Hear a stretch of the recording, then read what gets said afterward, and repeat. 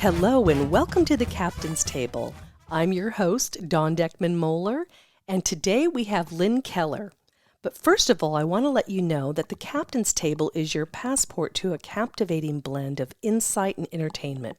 The Captain's Table is a voyage through time and across topics where the truth is our North Star and laughter is the wind in our sails. I am so excited to welcome Lynn Keller back to the Captain's Table podcast show. Last year, we dove into the world of jazz with Lynn Keller when she shared her journey as a vocalist, influenced by a legacy of jazz and the iconic musicians in her life, including her father, a renowned jazz trumpet player. From tales of her musical upbringing to insights into performances and recordings from her album, Notes from My Father, that we listened to quite a few tracks from last year. Well, audience, guess what? Lynn has a new record that she just dropped just in time for Halloween called My Man's an Undertaker. My Man's an Undertaker is a classic jazz album with a shot of sass featuring vocalist Lynn Keller, backed by the powerhouse 584 Big Band, and a lineup of seasoned jazz greats. These tunes are a little haunted, a little defiant, and they're loaded with grooves that will not only make your Halloween great, but they'll be tunes you'll want to listen to for a lifetime. Welcome, Lynn. Thank you, Dawn. I appreciate you asking me back. What a treat and a privilege to be on your show. Well, what an honor for us to do our show last year with your wonderful record that I hope people will buy when they hear more about where we can get your new record too. But you had said you were working on a Halloween record that would be coming out in time for Halloween in 2025. And here we are. And, this is an opportunity for us to share everything that everyone will want to know with our audience about this new record and the concept of it. Tell us about the title of your new album. What does that mean? How'd you come up with that? Well, I listen to the radio all the time, listening to new tunes and singers, and I was driving in my car, and this fabulous recording of Dinah Washington singing My Man's an Undertaker came on the radio, and I thought, wow, what a great, fun title, and what a cool idea. And then I got thinking about, wouldn't it be fun to create a Halloween-oriented album of jazz standards, but, with some Halloween spooky haunted stuff included. So the other aspect of it is every time I'm in a performance or talking to people about the album and I say the title is My Man's an Undertaker, everybody laughs because it's funny. Interesting. The other day, my husband posted on social media, I'm not going to be a programmer anymore. I'm going to be an undertaker. He started joining the mix here, which was fun. But it actually inspired me to think about songs that had kind of a spooky, scary bend to them. And then the list of possible songs for the album was created. So it was an inspiration. Well, I was thinking about that.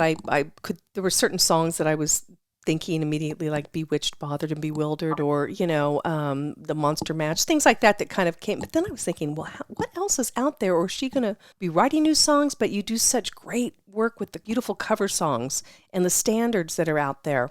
What would you describe the sound or the style of this particular album? Well, 7 of the tracks are big band tracks, meaning that they have a full 17-piece orchestra, but they're actually jazz standards. And then, of course, if there's a trumpet solo, it's muted, so it has kind of a spooky sound. We used flutes. We used something called a bass baritone. It's 4.5 feet tall. And it's kind of the underpinning for Monster Mash. So if you listen to the track, you hear that bass trombone that had to be wheeled into the studio on a little trolley. So it was very cool once we got started working on the arrangements. So 7 of them are big band and 5 of them are smaller ensemble. And some of the big band charts I already had, and then some of them were written specifically for the album. So did you kind of a combination? Okay. So did you do the big band songs in 1 or 2 sessions? How did that work? Oh, that was a huge challenge. So you have 17 musicians, and they have to have headphones, each of them, and you have to be careful that the instruments don't bleed, meaning they don't, like if you want to isolate a musician and check his performance or you want to change something that he did, you have to be able to make sure that, or to the extent you can, that that doesn't bleed into the other instruments. So we were in a big studio that we had to rent for the day, and we started at about 9 in the morning and we finished at 8 o'clock at night. It was like a marathon session, and we recorded 7 tracks, and we had 3 booths for the, actually 2 booths, the drums and the bass. The piano was in the room with the rest of the instruments. So it's almost, a really significant setup arrangement. And then I was in a booth singing so that we were all kind of on the same page, musically. So it was quite a day. It was a long day, but it was a kick, and the guys were great. They were just fabulous. They wanted to be there, so it was a good experience. I'm overwhelmed to do 7 tracks in one day with a huge big band orchestra. Who did you? So you had an engineer. Who was producing it? Yeah, I had a mixing engineer. Actually, the engineer that did the other 5 tracks, we worked in his studio.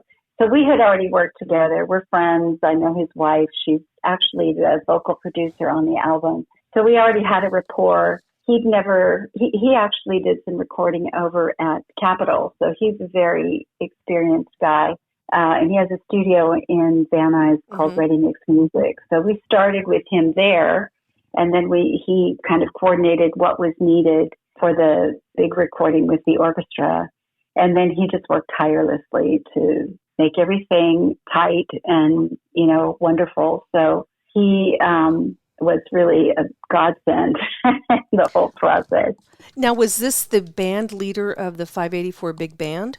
No, the conductor was somebody else. Okay. So I had an arranger who wrote the charts. So he wrote the music according to kind of what we talked about for each track. And then I had charts already, like I had one of my dad's charts, St. James Infirmary, which is a big band chart. So the combination of those things became the music, and the guys had already practiced, I'd already worked with them in a performance setting singing these tunes. So it wasn't like we met each other the first time. John Mitchell is the conductor of that band, and so he kind of became, or he did become, the music director on the project. So how did you obtain, or were there any type of work that you had to do to record My Man's an Undertaker that was written by Dinah? Was it written by Dinah Washington, or she was performed that wonderful song? It was not written by Dinah Washington. Yeah. It was written by 3 people. Yeah. And it was very hard to find. I couldn't find a published version. It turns out that there's a, licensing agency, Easy Song, that just, they ask you, who did this song, who recorded it, and they almost automatically give you a license. That was the only place I could find it. I couldn't find it on Harry Fox or BMI, which is interesting. It had a connection to Quincy Jones. Looks like maybe they did something together on the tune, but it was kind of obscure, which was the nice part of it. It wasn't something that everybody's done and now I'm doing it kind of thing. I love that. And we're going to get a chance to listen to a little bit of a clip from that track. But before we do that, Lynn, the album cover is absolutely fabulous. Might want to describe what's on the album cover, because it will be on this podcast show, and you will all see it when you purchase the record. Tell me about how you put that album cover together. So my photographer said, gee, the title is My Man's an Undertaker. Wouldn't it be fabulous if you were coming out of a coffin? And I just instantly resonated with the idea. So she said, I want you in a red gown and I want your hair up. And, she described this whole thing and a champagne bottle. But the big challenge was to find a coffin because, you can rent one for a lot of money from one of these prop houses here in LA. But you also have to move it, and then you have to have a place to do the photography. So a friend of mine who was a prop master, I reached out to her and she said, try Vulture Culture and Oddities in Burbank. So I went in and they had this most gorgeous blonde wood carved coffin that was actually at the moment, at that time, it was housing a skeleton because this place is full of skeletons of animals, taxidermy. It's really a fun, outrageous place. So it turned out that they had done a lot of studio work. They were accustomed to people doing shoots in the store, and they were just so easy to work with. I mean, I booked the day, and I booked all the goodies to be there that day. And we spent another day just kind of deciding what we would use because there's so much stuff in the store. So I would say to people, hopefully this is the only time I will ever climb into a coffin. And climb out of a coffin. Don't forget the good news.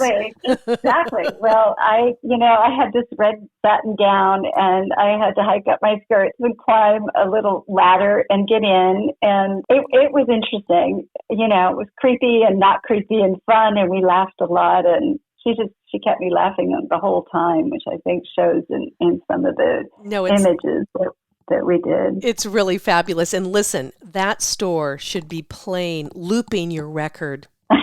I'm not kidding you. I would love to walk in, and I'm not in Burbank, but I'm from Burbank. So that would be a record that they should be playing on a daily basis. Oh, well, there you go. Yeah, so audience, when you see the cover of this record, you're just going to love it. It's fabulous.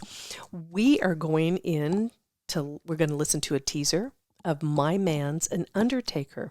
So stand by and let's listen to a little bit of this song.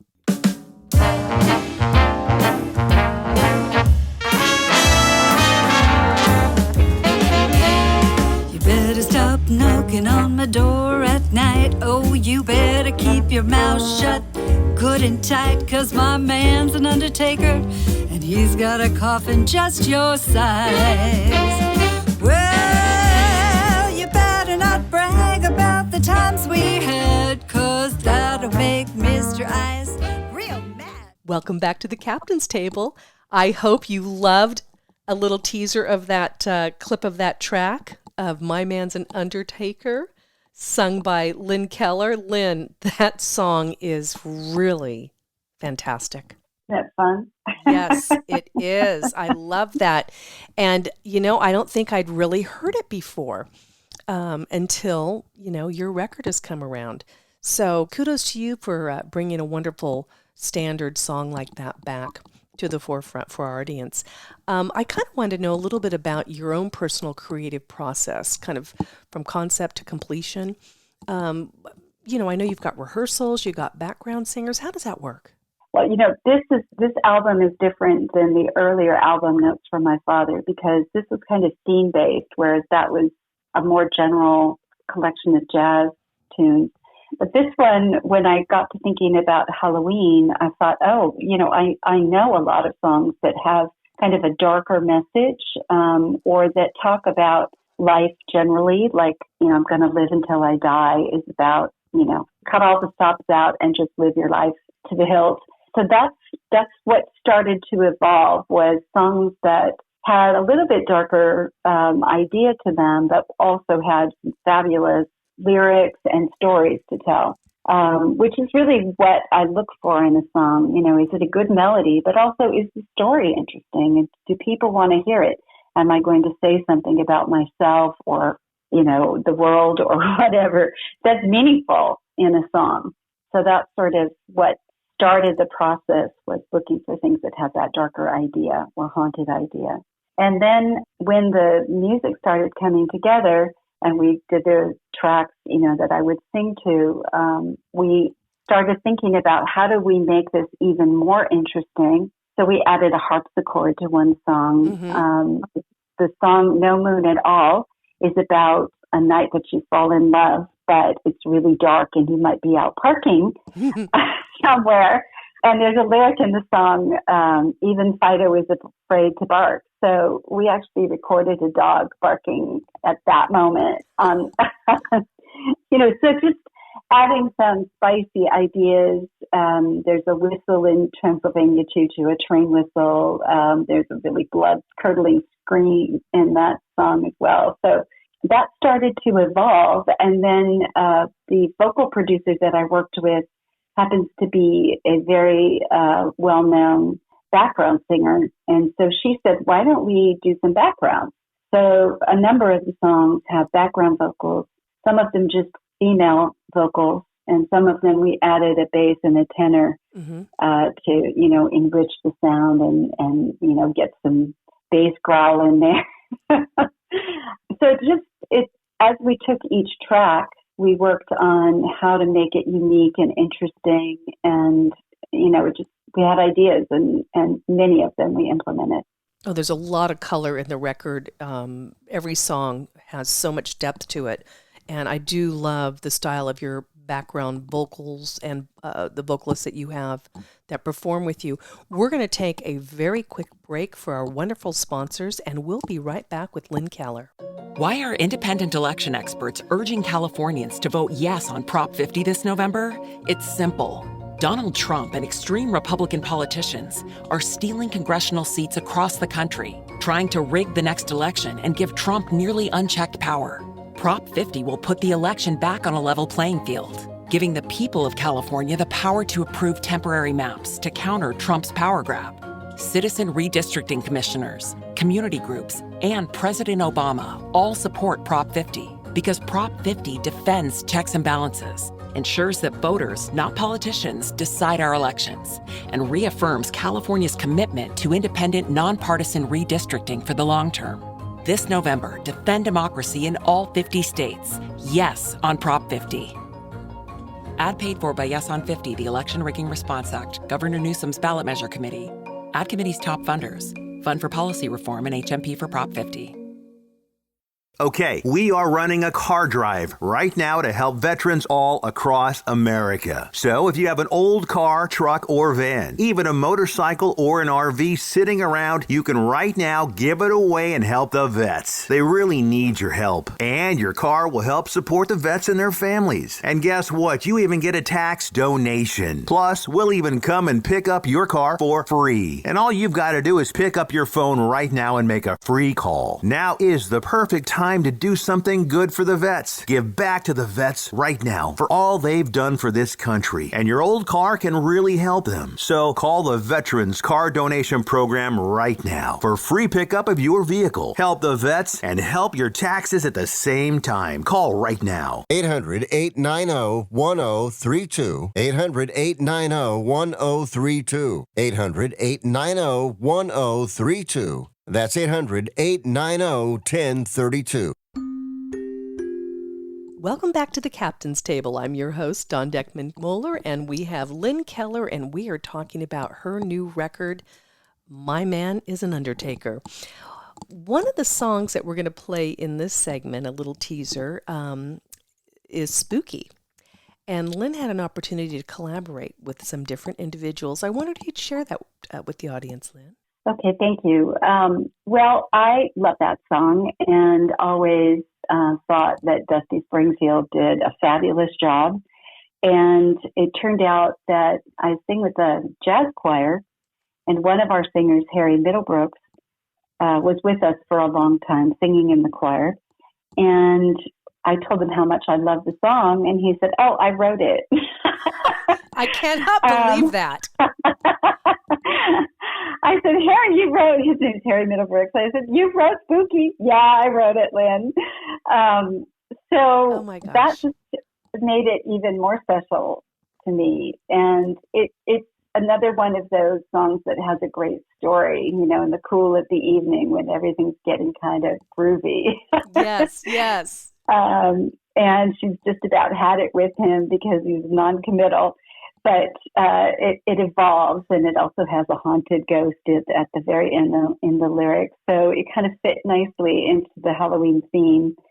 And interestingly, Harry said, "Send it to me as soon as it's finished, so that I can listen to it," because, of course, he's heard many versions of his tunes. So it was a privilege to sing something that I had been so widely published. And, of course, I knew one of the composers, so that was a very cool thing. What an honor, and what are the odds of that? Good to see. Well, I live in LA, Dawn, and you did too. I know. No, I know that, but still, just a fluke. I mean, to me, again, talking to you last year, and you were saying you're going to work on a Halloween record, I thought, goodness, I think the last record I had was late 60s or early 70s, was a Haunted Mansion record from Disneyland. And we would play that. So I'm excited to add your record by Man's an Undertaker to my Halloween repertoire. Oh my gosh. Well, listen, audience, how about listening to a little bit of the clip from Spooky? You call me up and ask me would I like to go with you and see a movie. First I said no, I've got some plans for the night. And then I stop and say alright. Love is kinda crazy with a spooky little guy like you. You always keep me guessing, I never seem to know what you are thinking. And if a girl looks at you, it's for sure your little eye will be a winking. I get confused, I never know where I stand, and then you smile. Welcome back to the Captain's Table. Lynn Keller, that song is brilliant. I bet you were so proud of that, and what an honor that you got to perform it for the writer, to be able to perform your own rendition, your own style. Right. Thank you. Thank you. Goodness gracious. I was curious regarding some of the performances, because I know you're performing all the time, Lynn. If you could open a show for any artist, who would it be? Oh, that's easy. That would be Pink Martini. Definitely Pink Martini. They're wonderful. I just love how international she is, and how she embraces so many cultures and whatnot, and also stylistically. Although she is the singer, Pink Martini is the band, and she's the lead vocalist, or was the lead vocalist. But I just think her voice is fabulous, and one of the things that inspires me is how much variety that band uses in their music selections. And I kind of felt that way too with my album. I don't want it to all sound the same. So each track has some unique aspects to it, different instruments or different rhythms. There's so much out there that you can do to change music up so it doesn't sound like what everybody else is recording. So that was what I was trying to accomplish. Well, I think that you have accomplished that, and one of the songs on your record is very near and dear to my heart, is Bewitched, and there was a recording Frank Sinatra did many years ago, and of course many artists have done Bewitched, Bothered and Bewildered. Tell me about why this particular song is in this repertoire on this record. What does it mean to you to have that song? First of all, it was thematically consistent, but I want to talk about how frustrating it was for a while. Most people do that song as a ballad, and I have obviously sung it as a ballad. But when we did the recording, I just didn't feel it as a ballad. It didn't feel fresh to me. I couldn't quite get, the right idea about it. So I went to, of course, I listened to Ella Fitzgerald sing it, and I loved what she did with it, but I had a different arrangement, so I couldn't quite do what she did. So it turns out that Rodgers and Hart, who wrote the song, yes, also wrote, Sound of Music and The King and I and all this very sweet, but also pretty legitimate stuff. And Bewitched is a whole different departure. So when I went through the lyrics, there were some fairly racy lyrics, like ants in my pants and oversexed, and some language that you wouldn't expect to see in, Sound of Music, for example. So I kind of recast the song using all of the lyrics that were originally written by Rodgers and Hart, because I wanted to be true to that, but I also wanted to tell a different story. So instead of it being a torch song, it turned out to be a rebellious song about a woman who's now had it with the guy and she's just finished with the romance. And then it made sense to me, and it was so much easier to record and think and sing, and so that's how it kind of got reshaped. Oh my gosh, I don't think, I'm sitting here going, I didn't know those lines were in that song. I think the melody just was so overbearing that maybe I didn't pay as much attention to the lyrics, except for, Well, you wouldn't hear those. You wouldn't hear those lyrics, Dawn. You have to dig down and research the lyrics, because not that many people have recorded the whole thing. I see. So the first time I heard Ella sing the whole thing, I was cracking up. Right. That was so hard. Because at the end she says, romance Finny, your chance Finny, the ants that invaded my pants, Finny.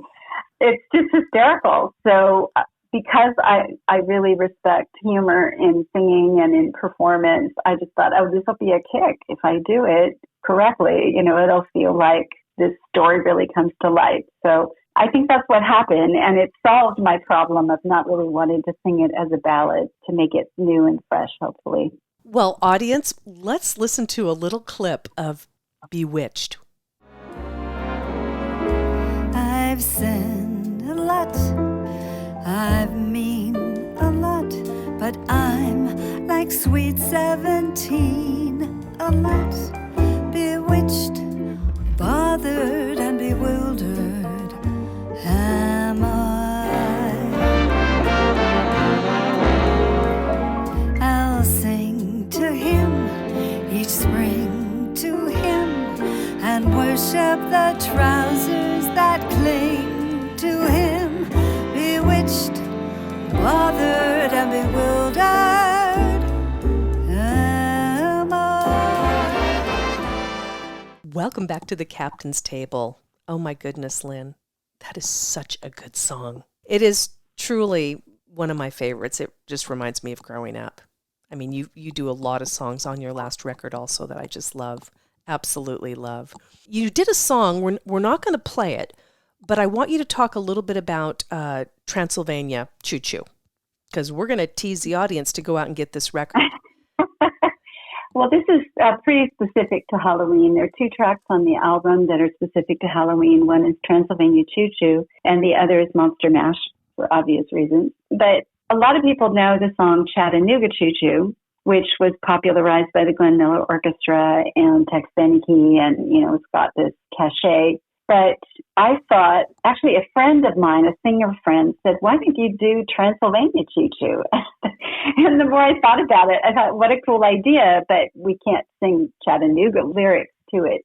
So 3 singers, the 3 of us sat down. We had a chart that was written by Mac Huff. He's an arranger. And we thought, we'll just adapt that chart to Transylvania Choo Choo. So instead of it being, about all aboard and this and that, it's 3, I guess you could call them witches, who are going to take you on a blood-curdling ride on Chattanooga Choo Choo. There's a really loud scream at the beginning, and then we're going to boil you in oil and dump you in the soil, and it goes on.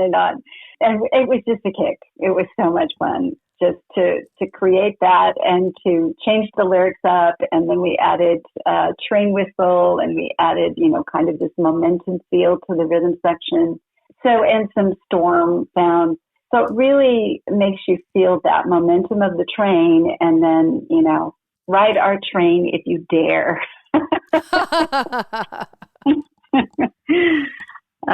So yeah, it was a lot of fun, and it didn't take us very long to rewrite the lyrics and make it our own, and we had a good arrangement, so it all kind of came together. Out of the 7 songs that you did with your big band, with the orchestra, which tracks were the ones that you did where you had the one day to record? Oh, they were all the big band tracks. All the big band tracks. All the big band tracks were done in one day. Okay. Yeah, okay. That was, we didn't think we were going to make it, frankly. We thought if we got 5 or 6, it was going to be amazing. But, the guys, once they got started and really focused, I had to feed them. They were really hungry. Yes, yeah, absolutely. I fed them a lot, and coffee and whatever else to keep them going. And they were prepared. They want to do this as much as I wanted them to do it, and they want to do a good job. So, and I hired good people and a good conductor. So he's one of those guys that has a sense of humor, but can get down to brass tacks. So that made the day. He just sort of drove the thing to make sure it got done. No, I love that. Where are some of the places that you have performed? Well, restaurants, concert halls, country clubs. I've sung in Europe a couple of times. And here in LA, I've been kind of in residence at a couple of restaurants. One near the Equestrian Center that now is closed, Viva Cantina. Oh, yeah, Over yes. at Victoria's in North Hollywood. I'm regularly at the Mayflower Club, which is a British club in North Hollywood with a big band. I'll be there in November for 2 nights.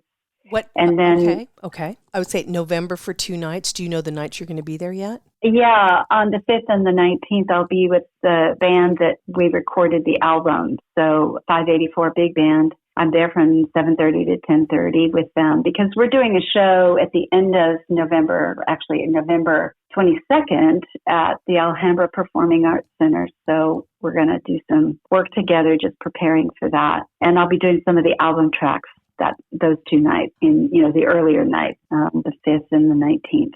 That's a good place because it's not very expensive. It has a bar. It has a nice bar. It has free parking. And you just come in and listen to music. No, and I have not been, and the Mayflower has been on my bucket list, even interviewing some people, with the Mayflower. But this is a hidden gem in the North Hollywood area. Yeah, it's kind of centrally located, which is nice. It's not too hard to get to it. So it's an interesting vibe. It's like a classic ballroom, Exactly. So that's one evening, a couple evenings, audience that you can see Lynn at the Mayflower, and we'll talk later in the show on where you can buy her record, and November 5th and 19th, put it on your calendar. There's a song that you have on your record I wanted you to talk about. Your Heart is as Black as Night. How did this song get into the record tracks? So I love this song because it's tortured. It's a torch song that's tortured.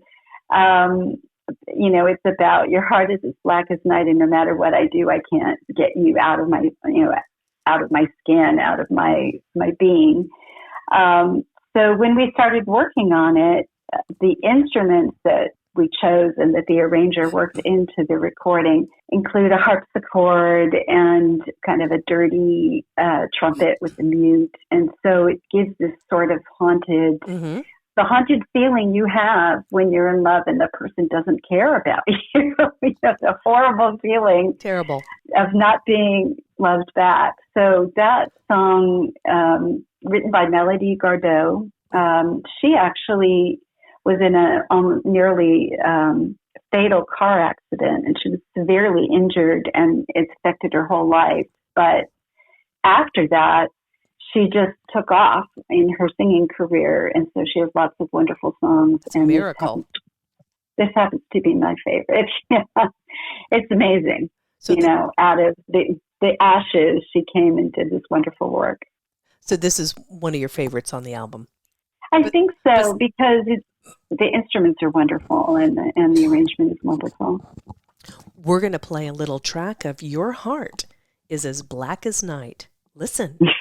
Here we go. I don't know why you came along at such a perfect time, but if I let you hang around, I'm bound to lose my mind. 'Cause your hands may be strong, but my feelings, they're wrong. Your heart is black. Your heart is black.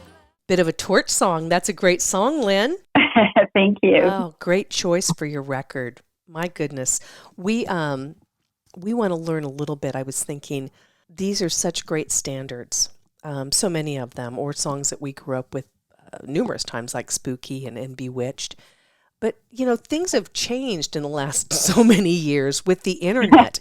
How do you feel that the internet has impacted music business? I mean, here you're playing with these great big bands, and you're playing at the Mayflower, and just a throwback to another era. Tell me about how you feel about how this has impacted music these days, especially the type of music you do. Yeah, well, first of all, access to performers and songs, YouTube and all the streaming channels. You feel like every it's at your fingertips, and a lot of people are frustrated that they can't make money off of the music business. But for me, the access to, to all of this wealth is right out there at your fingertips. And so I kind of look at that I do look at that very positively.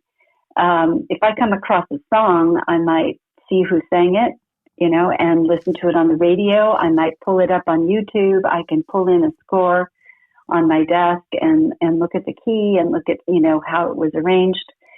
So it's like this whole world of music and all of its elements are right at your fingertips. And that's amazing.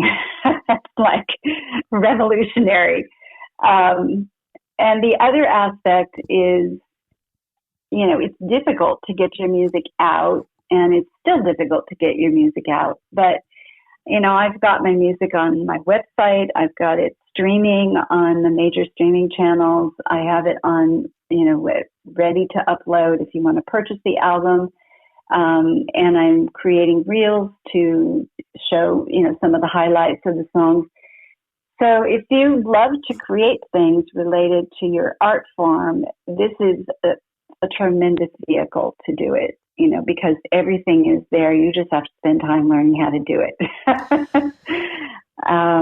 So would it be easy or hard to get one of your songs out on, I know terrestrial AM, we're on it, on other radio stations, which we don't really want to talk about right now, but it's pretty much the streaming platforms. All you have to do is Google My Man's an Undertaker, Lynn Keller.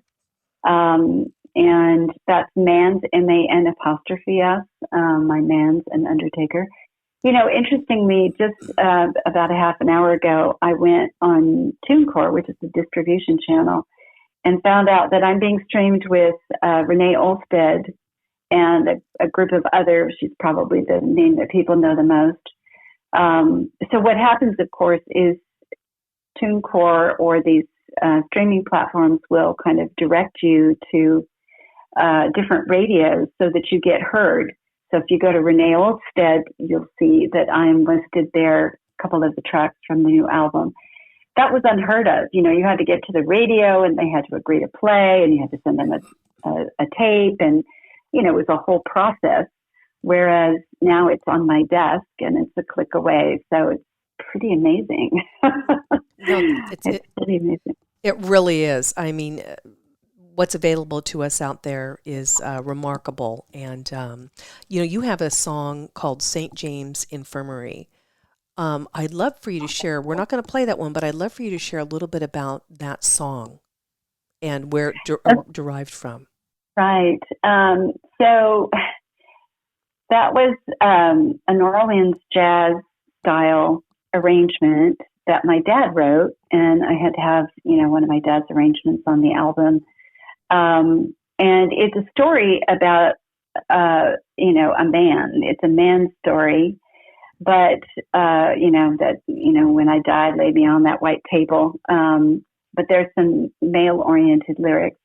And so I changed it to some female-oriented lyrics. And it's got a very large or very long instrumental section, which really shows off the band. Mm-hmm. And so the vocals and the band and the story, which is not really a lot of lyrics, but it gets the message across that, if you're going to die, you might as well do it in style. Let them know that you were here, kind of thing. So it's in the spoofy theme, and also it's a Cab Calloway. Some people know Cab Calloway, and absolutely, I love his stuff. It's just fabulous. I didn't know your father wrote that. He didn't write it. I apologize. He wrote the arrangement. Yeah, he wrote the arrangement for it. Okay. Yeah. There you go. And he actually, I was inspired to do it in part because when he sang it, it was fun.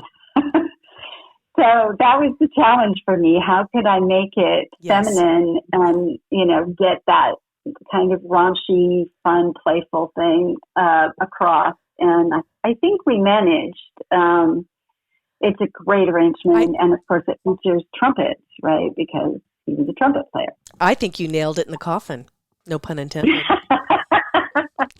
So there's a song you have also, and it's a song that I grew up with from the old standards, my parents' records, I think the Sinatra stuff, but the Old Devil Moon.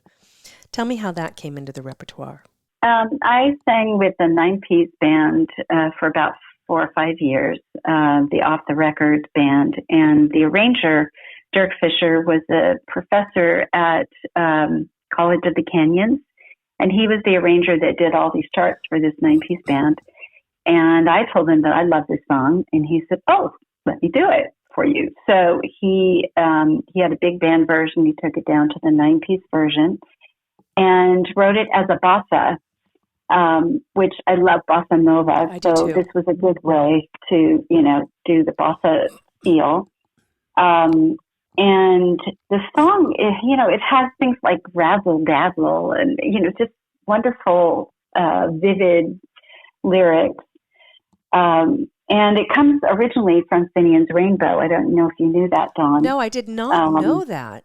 Yeah, that's where it originated. And interestingly, people don't do Finian's Rainbow for a number of reasons, but that song has really resonated from that show. So we have done that. I've done that with my dad, in a big concert hall. I've done it, with a 9-piece, with a big band. I love the song. So it seemed reasonable or smart to put it on the album because I knew I could do a good job. And also I love it. So I'm glad you like it too. That's important. No, I do love that. We're going to play a bit of a track, a little bit of a cut from that track right now. Old Devil Moon.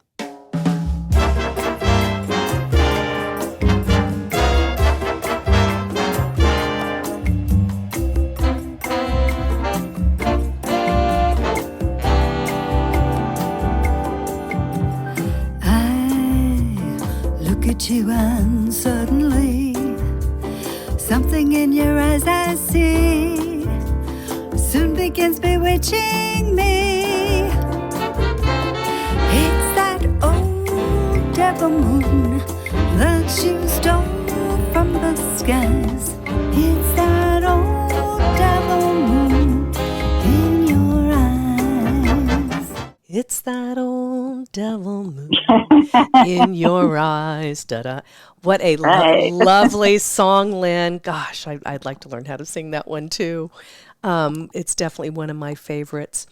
Well, you've got a lot of songs that you've done. What are some of your, aside from these great tunes on this brand new record, My Man's an Undertaker, what are some of the other songs that you just love to do?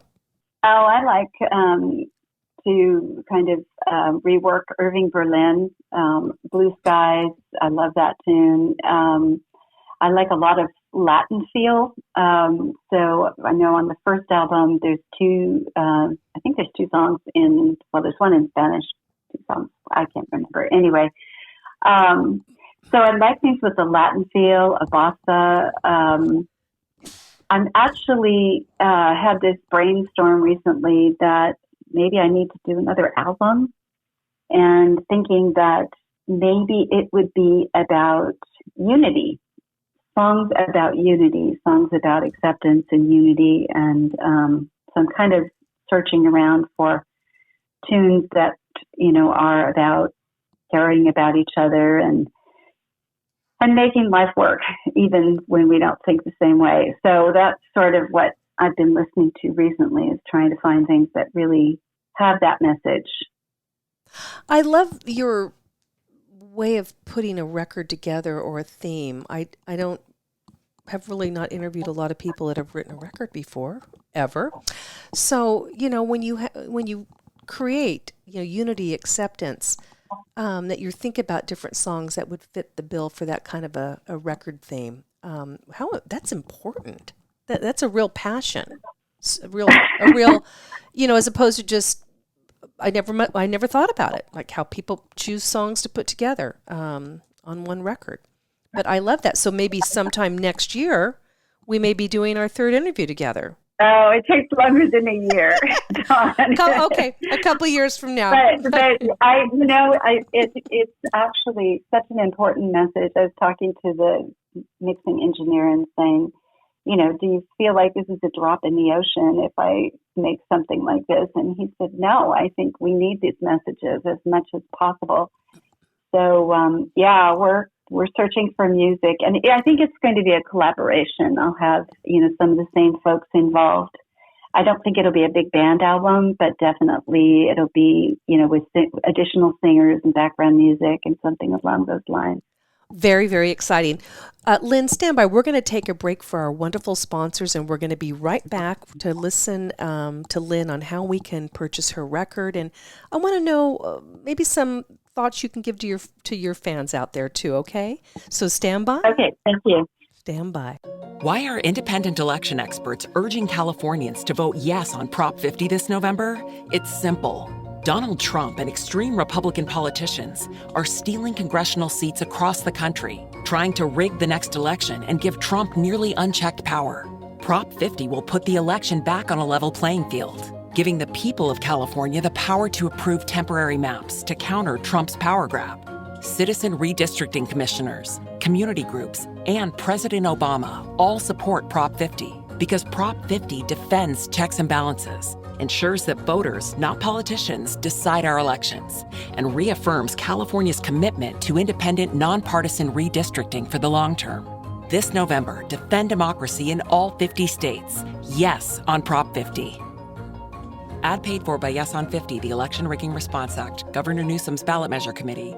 Ad committee's top funders. Fund for Policy Reform and HMP for Prop 50. Are you confused about Medicare? Center for Healthcare Rights is here to help. The Health Insurance Counseling and Advocacy Program, or HICAP, offers LA County residents free, unbiased information to guide you through Medicare options, enrollment, and benefits. To schedule your free counseling session, call us at 1-800-434-0222. That's 1-800-434-0222, or visit healthcarerights.org.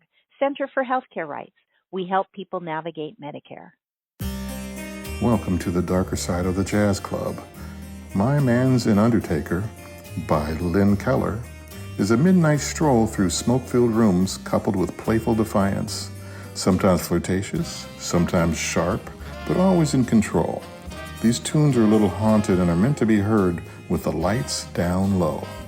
Enjoy fresh takes on classic jazz songs that radiate confidence, wit, and resilience, with sass and grooves that'll make you nod, laugh, or strut a little taller as you revel in the irony of life. My Man's an Undertaker, by Lynn Keller.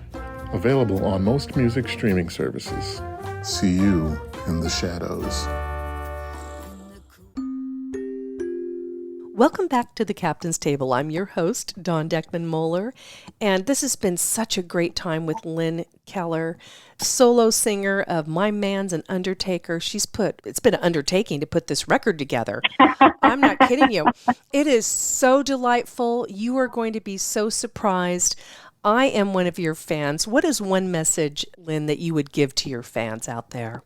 I think that music is a lifesaver these days. And not that I use it as an escape, but it is a refuge. And we have to listen to the messages in music because they embolden us and they make us whole again. So listen and, turn the lights out and listen to the music. It's really quite a different experience, but meaningful. No, I completely agree.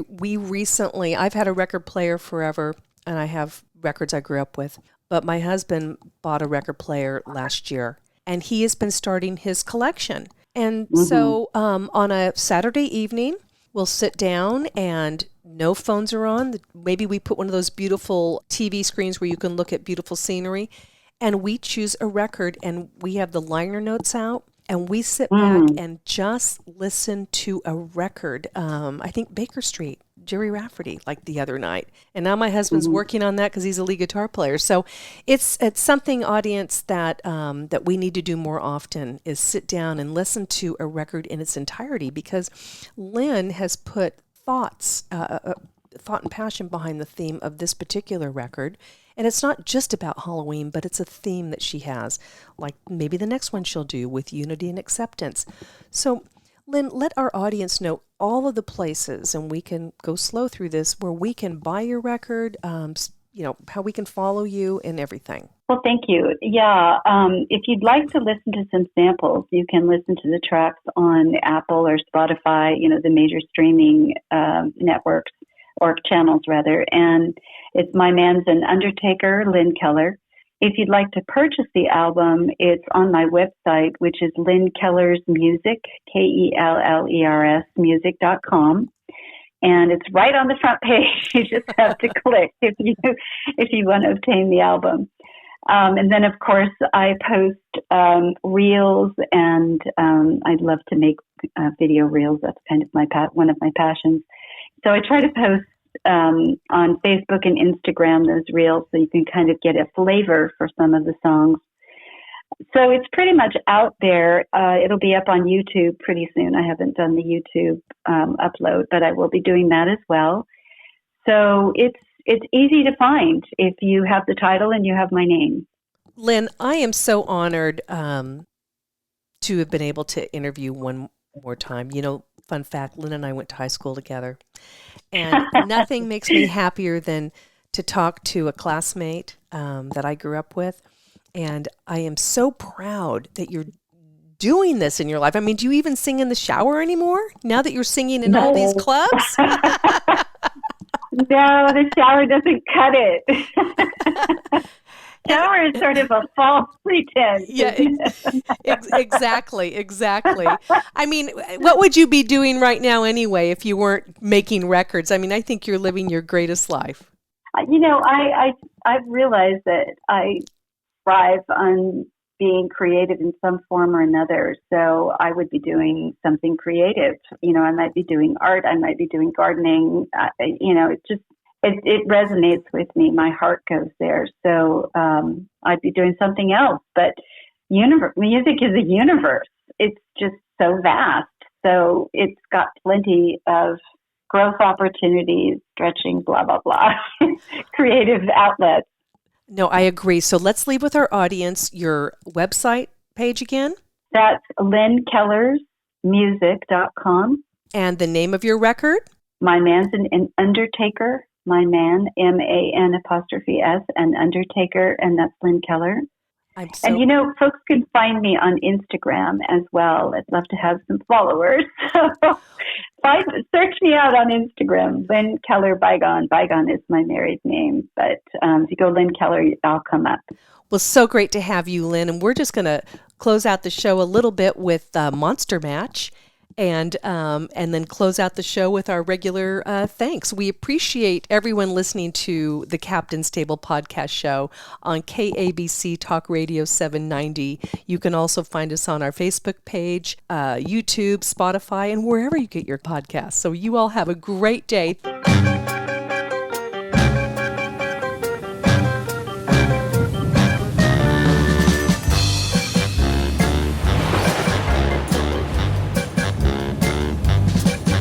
I was working in the lab late one night when my eyes beheld an eerie sight. For my monster from his slab began to rise, and suddenly, to my surprise, He did the mash. He did the monster The mash. monster mash. It was a graveyard He smash. did the mash. It caught on in a He flash. did the mash. He did the monster mash. Thanks, Lynn. Thank you, Dawn, for your insightful interviewing ability. You're fabulous, dear. Thank you so much, Lynn. Have a great Halloween, everybody. Bye-bye.